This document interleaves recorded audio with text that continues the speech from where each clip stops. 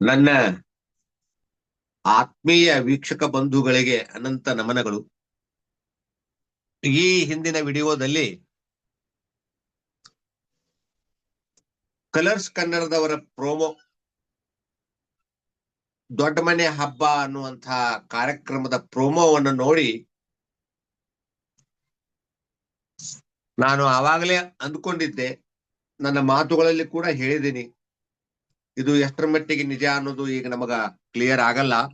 ಶನಿವಾರ ಸಾಯಂಕಾಲ 6 ಗಂಟೆ ಕಾರ್ಯಕ್ರಮ ನೋಡಿದ ಮೇಲೆ ನಮಗದು ಕ್ಲಿಯರ್ ಆಗತ್ತಂತ. ಕ್ಲಿಯರ್ ಆಗಿದೆ. ಇವಾಗ ಅವರಿಬ್ಬರು ಪ್ರೀತಿಯನ್ನ ಮಾಡ್ತಾ ಇಲ್ಲ ಅನ್ನೋದು ಗೊತ್ತಾಗಿದೆ. ಇಬ್ರು ಹೇಳ್ಕೊಂಡಿದ್ದಾರೆ. ಇರ್ಲಿ, ಅದು ಅವರ ಇಚ್ಛೆ. ಆದ್ರೆ ಕರ್ನಾಟಕದ ಜನ ಇವರಿಬ್ಬರು ಅತ್ಯಂತ ಮುದ್ದಾದ ಜೋಡಿ ಅನ್ನುವಂಥ ನಿರ್ಧಾರಕ್ಕೆ ಬಂದ್ಬಿಟ್ಟಾರ. ನಿನ್ನೆ ರಾತ್ರಿ ಹಂಪಿ ಉತ್ಸವದಲ್ಲಿ ಅಲ್ಲಿಯ DC ಅವರು, ಮೇಡಮ್ ಅವರು ಇವರಿಬ್ಬರನ್ನು ಸನ್ಮಾನಿಸಿದರು. ಆ ಸ್ಟೇಜ್ ಮೇಲೆ ಅವರಿಬ್ರು ಹೇಳ್ಕೊಂಡ್ರು, ನಾವಿಬ್ರು ಒಳ್ಳೆಯ ಸ್ನೇಹಿತರು ಅಂತ. ಇರಬಹುದು, ಅವರು ಸ್ನೇಹಿತರಾಗಿ ಮುಂದುವರಿಲಿಕ್ಕೆ ನಮ್ದೇನು ಅಭ್ಯಂತರ ಇಲ್ಲ. ಆದ್ರೆ ಅವರು ಮುದ್ದಾದ ಜೋಡಿ ಅನ್ನೋದನ್ನ ಅಲ್ಲಿ ಇದ್ದಂತಹ ಕಾರ್ಯಕ್ರಮ ನಿರೂಪಕರು ಕೂಡ ಹೇಳ್ಕೊಂಡ್ರು. ಅದು ಗಿಲ್ಲಿ ಮತ್ತು ಕಾವ್ಯಾಗೂ ಕೂಡ ಗೊತ್ತಿದೆ. ಸಾಕಷ್ಟು ಸಾರಿ ಸಂದರ್ಶನಗಳಲ್ಲಿ ಕೂಡ ನೋಡೋದೇ ಒಂದು ಚಂದ ಅನ್ನುವಂತಹ ಮಾತನ್ನ ವರದಿಗಾರರು ಹೇಳಿದ್ದನ್ನ ನಾನು ಕೇಳಿದ್ದೀನಿ. ನಮಗೂ ಕೂಡ ಹಾಗೆ ಅನ್ಸುತ್ತೆ. ನನ್ನ ಕಮೆಂಟ್ ಬಾಕ್ಸ್ ನೊಳಗ ಒಂದಿಬ್ರು ಹಾಕಿದ್ರು. ಏನು ಅಂದ್ರೆ, ಅವಾಗವಾಗ ಹಾಕಿರ್ತಾರ ಅವರು. ಅವ್ರ ಅಭಿಪ್ರಾಯ ಏನು ಅಂದ್ರೆ, ಒಬ್ಬಿಬ್ರು ಅಷ್ಟೇ, ಎಲ್ರೂ ಅಲ್ಲ. ಕಾವ್ಯ ಅವರು ಗಿಲ್ಲಿ ಅವರನ್ನ ಬಳಸ್ಕೊಳ್ತಾ ಇದ್ದಾರೆ, ತಮ್ಮ ಪ್ರಚಾರಕ್ಕೆ ತಮ್ಮ ಅನುಕೂಲಕ್ಕೆ ಬಳಸಿಕೊಳ್ಳುತ್ತಿದ್ದಾರೆ ಅನ್ನುವಂತಹ ಮಾತನ್ನ ನನ್ನ ಕಮೆಂಟ್ ಬಾಕ್ಸ್ ನೊಳಗೆ ಹಾಕಿದ್ದಾರೆ. ಅದು ಕೂಡ ನಿಜ ಇರ್ಬೋದಂತ ನಾವು ಅನ್ನೋಣ. ಯಾಕಂದ್ರೆ ಇನ್ನೊಬ್ಬರ ಮನಸ್ಸನ್ನ ನಾವು ಅರ್ಥ ಮಾಡ್ಕೊಳ್ಳೋದು ಅಷ್ಟೊಂದು ಸುಲಭದ ಕೆಲಸ ಅಲ್ಲ. ಅದು ಬಹಳ ಕಷ್ಟದ ಕೆಲಸ. ಅದು ಅದರಲ್ಲೂ ವಿಶೇಷವಾಗಿ ಹೆಣ್ಣು ಮಕ್ಕಳ ಮನಸ್ಸನ್ನ ಅರ್ಥ ಮಾಡ್ಕೊಳ್ಳೋದು ಇನ್ನೂ ನಿಗೂಢ. ಕೆಲವು ಸಾರಿ ಗಂಡ್ಮಕ್ಕಳ ಮನಸ್ಸು ಸ್ವಲ್ಪ ಬೇಗನೆ ಅರ್ಥ ಆಗ್ಬೋದು, ಗಂಡಸರ ಮನಸ್ಸು ಒಂದಷ್ಟು ಬೇಗನೆ ಅರ್ಥ ಆಗ್ಬೋದು. ಯಾಕಂದ್ರೆ ಅವರು ತಮ್ಮ ಮನಸ್ಸಿನಲ್ಲಿ ಏನನ್ನು ಬಹಳಷ್ಟು ಮುಚ್ಚಿಟ್ಟುಕೊಳ್ಳುವುದಿಲ್ಲ. ಕೆಲವರು ಗಂಡ್ಮಕ್ಕಳಲ್ಲೂ ಕೂಡ ಆ ರೀತಿ ಮುಚ್ಚಿಟ್ಕೊಂಡು ಹೋಗುವಂಥವ್ರು ಇರಬಹುದು, ನಾನು ಇಲ್ಲ ಅಂತ ಹೇಳಲ್ಲ. ಬಟ್ ಬಹುಸಂಖ್ಯಾತರನ್ನ ನೋಡಿದಾಗ ಪುರುಷರು ಒಂದಷ್ಟು ಸ್ಪಷ್ಟವಾಗಿರ್ತಾರ.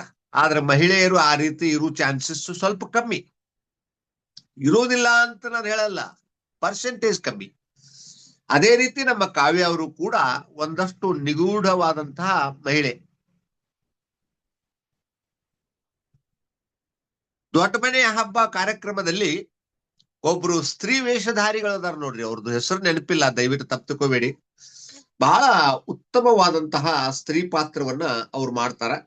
ಅವರಿಗೆ 100ಕ್ಕೂ 100 ಗುಣಗಳನ್ನ ನಾವು ಕೊಡಬಹುದು. ಅಷ್ಟು ಸ್ಪಷ್ಟವಾಗಿ ಸೇಮ್ ಟು ಸೇಮ್ ಒಬ್ಬ ಮಹಿಳೆ ಥರಾನೇ ಅವರು ನಟನೆಯನ್ನ ಮಾಡ್ತಾರ. ಅವರನ್ನ ನಾವು ಬಹಳ ಮೆಚ್ಕೋತೀವಿ. ಅದು ಸಾಮಾನ್ಯವಾದ ಕೆಲಸ ಅಲ್ಲ. ಅವರು ಕಾವ್ಯ ಅವರಿಗೆ ಮಾತಾಡಿಸ್ತಾರ,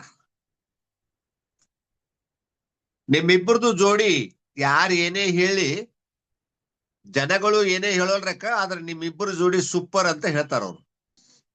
ಅವಾಗ ಕಾವ್ಯ ಅವರು ಯಾರ್ದು ಅಂತ ಕೇಳ್ತಾರ. ಅವಾಗ ಗಿಲ್ಲಿ ಮತ್ತು ನಿಂಬುದು ಅಂತ ಸ್ಪಷ್ಟವಾಗಿ ಅವರು ನಿಮ್ಮಿಬ್ಬರು ಜೋಡಿ ಬಹಳ ಸ್ಪೆಷಲ್ ಅದ, ಚೆನ್ನಾಗ್ಯದ ಅನ್ನುವಂಥ ಮಾತನ್ನ ಹೇಳ್ತಾರ. ಅವಾಗ ಕಾವ್ಯ ಅವರು ಅವರಿಗೆ ಕೇಳ್ತಾರ, ಆ ಮಹಿಳೆಯ ಪಾತ್ರದಲ್ಲಿರ್ತಕ್ಕಂಥವ್ರಿಗೆ. ಅವರು ಮಹಿಳೆಯ ಪಾತ್ರದಲ್ಲಿರುವವರು ಬಿಗ್ ಬಾಸ್ ಅವರ ನಾನು ಹೆಂಡತಿ ಅಂತ ಸುಮ್ಮನೆ ಕಾಮಿಡಿ, ಅದು ಅವ್ರ ಹೆಂಡತಿ ಅಂತ ಹೇಳ್ಕೊಂಡು ಬಂದಿರ್ತಾರಲ್ವಾ. ಅವ್ರು ಬರ್ಲಿಕ್ಕೆ ಆಗ್ಲಿಲ್ಲ, ಅವ್ರಿಗೆ ಆರಾಮಿರ್ಲಿಲ್ಲ, ಅವ್ರ ಬದಲಿ ನಾನು ಬಂದಿನಿ ಅಂತ ಹೇಳಿದ್ದಕ್ಕೆ ಕಾವ್ಯ ಅವರು ಎಂದೂ ಇರ್ಲಾರ್ದು ಈ ಜಂಟಿ ಅನ್ನುವಂಥದ್ದು ಕಾನ್ಸೆಪ್ಟು ಅಥವಾ ಜಂಟಿ ಅನ್ನುವಂಥದ್ದನ್ನ ಯಾಕೆ ತಗೊಂಡ್ಬಂದ್ರು ಈ ಸಾರಿ ಅಂತ ಕೇಳ್ತಾರ. ಅವಾಗ ಅಲ್ಲೇ ಕೂತಂತಹ ಗಿಲ್ಲಿಯವರು ನಾನು ನೀನು ಇದ್ವಲ್ಲ ಅದಕ್ಕ ಅಂತ ಹೇಳ್ತಾರ. ಈ ಮಾತನ್ನ ಕೇಳಿದಾಗ ನನಗ ಒಂದ್ ಸ್ವಲ್ಪ ಅನಿಸುವುದು ಏನಂದ್ರೆ, ಈ ಹಿಂದೆ ನಾನು ನನ್ನ ವಿಡಿಯೋದಲ್ಲಿ ಇದ್ರ ಬಗ್ಗೆ ಪ್ರಸ್ತಾಪ ಮಾಡಿದ್ದೀನಿ, ಮಾತಾಡಿದ್ದೀನಿ. ನಾನು ಪ್ರತ್ಯೇಕವಾಗಿ ಒಂದು ವಿಡಿಯೋನ ಮಾಡಿದ್ದೆ ನಾನು, ಆಕಸ್ಮಿಕವಾಗಿ ಇವರಿಬ್ಬರದು ಜಂಟಿ ಅಂತ. ಅದು ಆಕಸ್ಮಿಕ ಅಲ್ಲ, ಆದ್ರೆ ಒಂದು ಸ್ಪಷ್ಟ, ಇದು ಕಾವ್ಯ ಮತ್ತು ಗಿಲ್ಲಿ ಇಬ್ಬರಿಗೂ ಗೊತ್ತೈತಾ ಅಥವಾ ಕೇವಲ ಗಿಲ್ಲಿಯವರಿಗೆ ಮಾತ್ರ ಗೊತ್ತೈತಾ ಅಂತ. ಅವಾಗ ನಾನು ಅದನ್ನ ಸ್ಪಷ್ಟ ಮಾಡಿದ್ದೆ. ಗಿಲ್ಲಿಯವರಿಗೆ ಒಂದ್ ವೇಳೆ ಗೊತ್ತಿರ್ಲಿಲ್ಲ ಅಂದ್ರ ಇವರಿಬ್ಬರನ್ನು ತೋರಿಸಿದಾಗ ಕಾವ್ಯ ಅವರು ಮತ್ತು ಸತೀಶ್, ಡಾಗ್ ಸತೀಶ್ ಅವರು ಅಲ್ಲಿ ಕೂತಿರ್ತಾರ. ಅವರಿಬ್ಬರನ್ನು ತೋರಿಸಿದಾಗ ಗಿಲ್ಲಿಯವರು ಒಂದ್ ವೇಳೆ ಯಾಕಪ್ಪ ಹುಡುಗಿ ಜೋಡಿ ಸುಮ್ನೆ ನಾವು ಯಾರೋ ಏನ್ ಸುದ್ದಿಯೋ ನಮಗ ತಕರಾರು ಬೇಡ ಯಾಕ ಅಂತ ತಿಳ್ಕೊಂಡು ಅಕಸ್ಮಾತ್ ರಿಸ್ಕ್ ಬೇಡಪ್ಪ ನಮಗಂತೇಳಿ ಡಾಗ್ ಸತೀಶ್ ಅವ್ರನ್ನ ಆರಿಸಿಕೊಂಡಿದ್ರೆ ಏನಾಗ್ತಿತ್ತು. ಆದ್ರೆ ನಿಜವಾಗ್ಲೂ ನನ್ನ ತಿಳುವಳಿಕೆಯ ಪ್ರಕಾರ ಬಿಗ್ ಬಾಸ್ನವರಿಗೆ ಅಥವಾ ಕಲರ್ಸ್ ಕನ್ನಡದವರಿಗೆ ಗಿಲ್ಲಿ ಮತ್ತು ಕಾವ್ಯ ಜಂಟಿಯಾಗಿ ಹೋಗುವುದು ಬೇಕಾಗಿತ್ತು. This is free plan as per my knowledge. ಬಹುತೇಕ ಕಾವ್ಯ ಅವರಿಗೆ ಗೊತ್ತಿರ್ಲಿಲ್ಲ ಅನ್ಸುತ್ತೆ. ಯಾಕಂದ್ರೆ ಕಾವ್ಯ ಅವರು ಒಂದಷ್ಟು ರಿಸರ್ವ್ ಆಗಿರ್ತಾರೆ. ಅವರು ಸುಲಭವಾಗಿ ಓಪನ್ ಅಪ್ ಆಗುವಂಥವ್ರು ಅಲ್ಲ. ಹೀಗಾಗಿ ಮೋಸ್ಟ್ಲಿ ಗಿಲ್ಲಿಯವರಿಗೆ ಮಾತ್ರ ಇದನ್ನ ಏನಾದ್ರೂ ಹೇಳಿರಬಹುದು, ಇದೊಂದು ಪ್ಲಾನ್ ಇರಬಹುದು ಅಂತ ನನಗ ಅನಿಸ್ತಾ ಇದೆ. ಅದಕ್ಕೆ ಕಾವ್ಯ ಅವರು ಕೇಳಿದಾಗ ಅಲ್ಲೇ ಕೂತಂತಹ ಗಿಲ್ಲಿ ಅವ್ರು ಹೇಳ್ತಾರ ನಾವಿಬ್ರು ಇದ್ವಲ್ಲ ಅದಕ್ಕೋಸ್ಕರ ಅಂತ. ಅಂದ್ರೆ ಗಿಲ್ಲಿ ಅವರಿಗೆ ಮೋಸ್ಟ್ಲಿ ಗೊತ್ತಿತ್ತು ಅಂತ ಅನ್ಸುತ್ತ, ಕಾವ್ಯ ಅವರಿಗೆ ಗೊತ್ತಿರ್ಲಿಲ್ಲ ಅಂತ ಅನ್ಸುತ್ತ. ಬಟ್ ನನಗ ಪಕ್ಕ ಗೊತ್ತಿಲ್ಲ. ಅಂತೂ ಕಾವ್ಯ ಅವರಿಗೆ ಜಂಟಿಯಾಗಿ ಹೋಗುವುದು, ಗಿಲ್ಲಿ ಅವ್ರ ಜೊತೆ ಜಂಟಿಯಾಗಿ ಹೋಗುವುದು ಇಷ್ಟ ಇರ್ಲಿಲ್ವಾ ಅಂತ ಒಂದು ಪ್ರಶ್ನೆ ಬರುತ್ತೆ. ಇಂಥದ್ದೆಲ್ಲ ಮಾತಾಡ್ತಾರಲ್ಲ ಇವರು ಕಾವ್ಯ ಅವರು. ಅವರು ಹಲ್ಲಿಗೆ ಚೆಂಡು ಒಗಿತಾರೆ ಅಲ್ಲ, ಅವ್ರ ಹಲ್ಲಿಗೆ ಬೇರೆ ಚೆಂಡು ಒಗಿಲಿಕ್ಕೆ ಸಾಕಷ್ಟು ಜನ ಇದ್ರು, ಬಟ್ ಇವರೇ ಒಗಿತಾರ.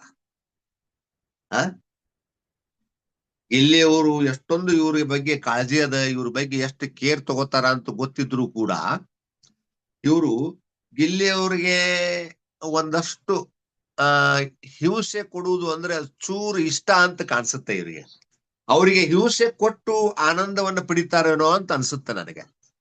ಯಾಕಂದ್ರ ಬಿಗ್ ಬಾಸ್ ಒಳಗಡೆ ಇದ್ದಾಗೂ ಕೂಡ ಅವ್ರು ಅವಾಗವಾಗ ಇವರಿಗೆ ಹಿಂಸೆ ಕೊಡ್ತಾನೆ ಬಂದಿದ್ದಾರೆ.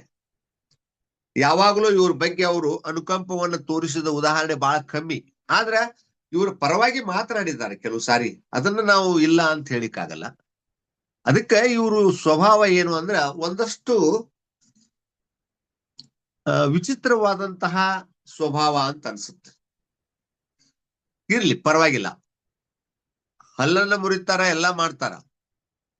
ಆಮೇಲೆ ಯಾಕೆ ಇವರಿಗೆ ಇಷ್ಟ ಇರ್ಲಿಲ್ವಾ ಇವ್ರ ಜೊತೆ ಜಂಟಿಯಾಗಿ ಹೋಗುದು? ಅವ್ರ ತಲೆ ಒಳಗಿರ್ಬೋದು ಇವ್ರ ಜೊತೆ ನಾನು ಜಂಟಿಯಾಗಿ ಹೋಗಿದ್ದಕ್ಕೆ ಒಂದಷ್ಟು ಹಿಂಜರಿದೆ ಅಥವಾ 4ನೇ ಸ್ಥಾನಕ್ಕೆ ಬಂದೆ, ನಾನು ಇಂಡಿಪೆಂಡೆಂಟ್ ಆಗಿ ಹೋಗಿದ್ರೆ 1ನೇ ಸ್ಥಾನಕ್ಕೆ ಬರ್ಬೋದಾಗಿತ್ತೇನೋ ಅಂತ ಅಂದ್ಕೊಳ್ತಾ ಇದ್ದಾರೆ ಅವರು ಮೋಸ್ಟ್ಲಿ. ನಾನು ಇಲ್ಲಿವರೆಗೂ ಅವ್ರನ್ನ ಅಬ್ಸರ್ವ್ ಮಾಡಿದ ಪ್ರಕಾರ, ಅವ್ರ ಬಗ್ಗೆ ನಾನು ತಿಳ್ಕೊಂಡಿದ್ರ ಪ್ರಕಾರ, ಅವ್ರು ಎಲ್ಲೂ ತಮ್ಮ ತಪ್ಪನ್ನ ಒಪ್ಪಿಕೊಳ್ಳುವಂಥವ್ರಲ್ಲ. ಈ ಬಗ್ಗೆ ನಾ ಮುಂಚೆನೂ ಹೇಳಿದ್ದೀನಿ. ಸಾಮಾನ್ಯವಾಗಿ ಕಾವ್ಯ ಅವರು ತಮ್ಮ ತಪ್ಪನ್ನ ಎಲ್ಲೂ ಒಪ್ಪಿಕೊಂಡಿಲ್ಲ. ಅವರು ಒಪ್ಪಿಕೊಳ್ಳುವಂತ ಗುಣ ಸ್ವಭಾವ ಅವರಲ್ಲಿ ಇಲ್ವೇ ಇಲ್ಲ. ಹೀಗಾಗಿ ಅವ್ರು 4ನೇ ಸ್ಥಾನಕ್ಕೆ ಹೋಗಿದ್ದಾರೆ ಅಂತ ನನಗನ್ಸುತ್ತ. ಯಾಕಂದ್ರೆ ಅವರು 3ನೇ ವಾರದಿಂದ ಇನ್ನು 3 ವಾರ ಇತ್ತು, ತಮ್ಮ ಇದನ್ನ ಎಲ್ಲ ಕೆಡಿಸ್ಕೊಂಡ್ಬಿಟ್ರು. ಖಂಡಿತವಾಗ್ಲೂ ಅವರಲ್ಲಿ 2ನೇ ಸ್ಥಾನ ಬರುವಂತಹ ಎಲ್ಲಾ ಶಕ್ತಿ, ಸಾಮರ್ಥ್ಯ, ಯೋಗ್ಯತೆಗಳು ಇದ್ದುವು. ಆದರೆ ಕೇವಲ ಗಿಲ್ಲಿ ಅವ್ರನ್ನ ಅಲಕ್ಷ್ಯ ಮಾಡಿದ್ದಕ್ಕ, ಕೇವಲ ತಮ್ಮ ಮನೆಯವರು ಹೇಳಿದ್ದನ್ನು ಕೇಳಬಾರ್ದು ಅನ್ನುವಂತಹ ವಿಚಾರ ತಲೆ ಒಳಗೆ ತಗೊಂಡು ಬಂದದ್ದಕ್ಕ, ಕೇವಲ ನಮ್ಮ ಸುದೀಪ್ ಅವರು ಹೇಳಿದ್ದನ್ನ ಕೇಳಿದ್ದಕ್ಕ ಅವರು 4ನೇ ಸ್ಥಾನಕ್ಕ ತಳ್ಳಲ್ಪಟ್ರು. ಹೀಗಾಗಿ ಅವ್ರಿಗೆಲ್ಲೋ ಒಂದ್ ಕಡೆಗೆ ಗಿಲ್ಲಿಯಿಂದನೇ ನಾನು 4ನೇ ಸ್ಥಾನಕ್ಕೆ ಹೋದೆ ಅನ್ನುವಂತ ಕಲ್ಪನೆ ಅದ ಅವ್ರಿಗೆ, ಇವತ್ತಿಗೂ ಅದ ಅವ್ರಿಗೆ. ಇವತ್ತಿಗೂ ಅವರು ಗಿಲ್ಲಿ ಅವರಿಂದ ನನಗ ಅನುಕೂಲ ಆಗ್ಯದ, ನನಗ ಲಾಭ ಆಗ್ಯದ, ನನಗ ಪ್ರಸಿದ್ಧಿ ಸಿಕ್ಕದ ಅಂತ ಅವ್ರ ಬಾಯಿಯೊಳಗೆ ಒಮ್ಮೆ ಬಂದಿಲ್ಲ, ಬಹುತೇಕ ಬರುವುದೂ ಇಲ್ಲ. ಯಾಕಂದ್ರೆ ಅವ್ರ ಸ್ವಭಾವವೇ ಹಾಗೆ. ಎಲ್ಲೇ ಮಾತಾಡ್ಲಿ, ಸಂದರ್ಶನಗಳಲ್ಲಿ ಮಾತಾಡಿದಾರ, ಎಷ್ಟೋ ಸ್ಟೇಜ್ಗಳಲ್ಲಿ ಮಾತಾಡ್ತಾರ, ಬಟ್ ಅವ್ರೆಲ್ಲೂ ಗಿಲ್ಲಿಯಿಂದ ನನಗೊಂದಷ್ಟು ಸಹಾಯ ಆಯ್ತು, ಅವರಿಂದ ನನಗೊಂದಷ್ಟು ಒಳ್ಳೆಯ ಹೆಸರು ಬಂತು, ಅವರಿಂದ ನನಗೊಂಚೂರು ಪ್ರಸಿದ್ಧಿ ಹೆಚ್ಚಿಗೆ ಸಿಕ್ತು ಅನ್ನುವಂತ ಮಾತು ಅವ್ರ ಬಾಯಿಯೊಳಗೆ ಇನ್ನೂವರೆಗೂ ಬಂದಿಲ್ಲ, ಬಹುತೇಕ ಬರುವುದೂ ಇಲ್ಲ. ಆಮೇಲೆ ಅವರು ಹೇಳ್ತಾರೆ ಏನಂದ್ರ, ನನ್ನನ್ನ ನೀನು ನಾಮಿನೇಟ್ ಮಾಡದೆ ಇರೋದಕ್ಕೆ ತಗೋವಂತ ಒಂದು ಹಲ್ಲು ಮುರಿತಾರ ಅವ್ರು. ಅಂದ್ರ ನೀ ನನ್ನನ್ನ ನಾಮಿನೇಟೇ ಮಾಡ್ಲಿಲ್ಲ, ನಿನ್ನ ಅತಿಯಾದ ಪ್ರೀತಿಯಿಂದಾಗಿ ನಾನು ಹಿಂದೆ ಬಿದ್ದೆ ಅಂತ ಹೇಳ್ತಾರ. ನೋಡ್ರಿ, ತಾವು ಮಾಡಿದ ತಪ್ಪನ್ನು ಅವ್ರು ಎಲ್ಲೂ ಒಪ್ಪುಕೊಳ್ತಾ ಇಲ್ಲ. ಹೊರಗೆ ಬಂದ ನಂತರ ಆದ್ರೂ ಅವ್ರಿಗೆ ಏನಾದ್ರೂ ಒಂದಷ್ಟು ಜ್ಞಾನೋದಯ ಆಗಬಹುದು ಅಂತ ಅಂದ್ಕೊಂಡಿದ್ದೆ, ಆಗಿಲ್ಲ. ಅಥವಾ ಆದ್ರೂ ಅದನ್ನ ತೋರಿಸ್ಕೊಳ್ತಾ ಇಲ್ಲ ಅಂತ ಅನ್ಸುತ್ತೆ ನನಗೆ. ಅವ್ರಿಗೆ ಆಗಿದೆ, ಅವ್ರ ಮನೆಯೊಳಗ ಅವ್ರ ತಂದೆ ಆಗ್ಲಿ ತಾಯಿ ಆಗ್ಲಿ ಹೇಳಿರ್ತಾರ, ಅವರಿಗೆ ಜ್ಞಾನೋದಯ ಆಗಿದೆ, ನೀನು ತಪ್ಪು ಹೆಜ್ಜೆಗಳನ್ನ ಇಟ್ಟಿದ್ದಕ್ಕೆ ಈ ರೀತಿ 4ನೇ ಸ್ಥಾನಕ್ಕೆ ಬರ್ಬೇಕಾಯ್ತು ಅನ್ನೋದನ್ನ ಅವರು ಮೋಸ್ಟ್ಲಿ ಹೇಳಿರ್ತಾರ. ಆದ್ರೆ ಇವರು ಅದನ್ನ ತೋರಿಸ್ಕೊಳ್ತಾ ಇಲ್ಲ, ಅವ್ರ ಸ್ವಭಾವವೇ ಹಾಗೆ, ಏನು ಮಾಡಕ್ಕಾಗಲ್ಲ. ಇವತ್ತು ನನಗೆ ಮಾತನಾಡ್ಲಿಕ್ಕೆ ಇದಷ್ಟು ವಿಚಾರ ಇತ್ತು. ನಮ್ಮ ವೀಕ್ಷಕರು ತಮ್ಮ ಅಭಿಪ್ರಾಯಗಳನ್ನ ಕಮೆಂಟ್ ಬಾಕ್ಸ್ ನೊಳಗೆ ಹಾಕ್ಬೇಕು. ನಾನು ಪುನಃ ಗಿಲ್ಲಿ ಮತ್ತು ಕಾವ್ಯ ಅವ್ರ ಬಗ್ಗೆ ಮಾತನಾಡೋದಕ್ಕೆ ಮುಖ್ಯ ಕಾರಣ ಅಂದ್ರ, ಅವರು ಇವತ್ತಿನ ದಿವಸ ಪ್ರಸಿದ್ಧಿಯಲ್ಲಿರ್ತಕ್ಕಂಥ ಒಬ್ಬ ಒಳ್ಳೆಯ ಜೋಡಿ ಅವರು. ಅದನ್ನ ಯಾರು ಅಲ್ಲಗಳಿಲಿಕ್ಕೆ ಸಾಧ್ಯ ಇಲ್ಲ. ಅವ್ರು ಮದುವೆ ಆಗ್ತಾರೋ ಬಿಡ್ತಾರೋ ಅದು ಸೆಕೆಂಡ್ ಮ್ಯಾಟರ್, ನಮಗ್ ಬೇಕಾಗಿಲ್ಲ. ಅವ್ರ ಪರ್ಸನಲ್ ಲೈಫ್ ತಗೊಂಡು ನಾವೇನ್ ಮಾಡೋದದ, ಅಥವಾ ಯಾರನ್ನು ನಾವು ಕೀಳು ಭಾವನೆಯಿಂದ ನೋಡ್ಬೇಕು ಅಥವಾ ಅವ್ರಿಗೆ ಅಪಪ್ರಚಾರ ಮಾಡ್ಬೇಕು ಅನ್ನೋ ವಿಚಾರ ನಮಗಿಲ್ಲ. ನಮಗಿರೋದೇನಪ್ಪಾ ಅಂದ್ರೆ, ಗಿಲ್ಲಿ ಕಾವ್ಯ ಅವ್ರ ಬಗ್ಗೆ ಮಾತನಾಡಿದ್ರೆ ಜನ ಇಷ್ಟಪಟ್ಟು ಕೇಳ್ತಾರ, ಅದಕ್ಕೋಸ್ಕರ ನಾವು ಮಾತನಾಡ್ತೀವಿ. ಅವರಿಗೆ ದೇವರು ಒಳ್ಳೆಯದನ್ನ ಮಾಡ್ಲಿ, ಒಳ್ಳೆಯ ಭವಿಷ್ಯ ನಿರ್ಧಾರ ಆಗ್ಲಿ, ಅವರು ಪ್ರಸಿದ್ಧಿಗೆ ಬರ್ಲಿ, ಇನ್ನೂ ಅಷ್ಟು ಒಳ್ಳೊಳ್ಳೆ ಕೆಲಸಗಳನ್ನ ಮಾಡ್ಲಿ ಅಂತ ಹೇಳ್ತಾ ನನಗೆ ಈ ಮಾತುಗಳನ್ನ ಮುಗಿಸ್ತಾ ಇದ್ದೀನಿ ಸರ್. Thank you sir, thank you very much. ಮುಂದಿನ ವಿಡಿಯೋದಲ್ಲಿ ಭೇಟಿ ಆಗೋಣ.